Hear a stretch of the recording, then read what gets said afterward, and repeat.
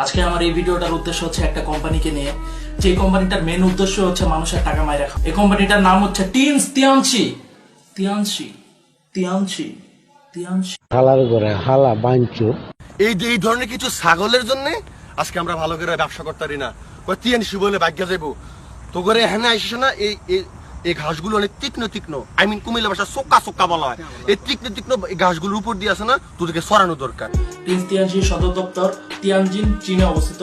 প্রতিষ্ঠানটি বাংলাদেশের প্রতারণামূলক এমএলএম ব্যবসার জন্য ব্যাপকভাবে সমালোচিত। এই লাইনটা খেয়াল করেন, প্রতিষ্ঠানটি বাংলাদেশের প্রতারণামূলক এমএলএম ব্যবসার জন্য ব্যাপকভাবে সমালোচিত।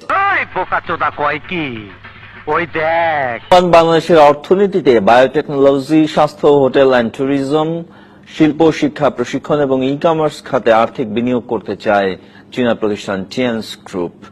এসব তথ্য জানাতে শুক্রবার রাজধানীর একটি হোটেলের সংবাদ সম্মেলনের আয়োজন করে টিএনস গ্রুপ কোম্পানি লিমিটেড। এতে গ্রুপের চেয়ারম্যান লি জিন ইউয়ান বলেন, এশিয়ার ইমার্জিং টাইগার বাংলাদেশে বিনিয়োগ করার মাধ্যমে অবদান রাখতে চান এদেশের অর্থনীতিতে।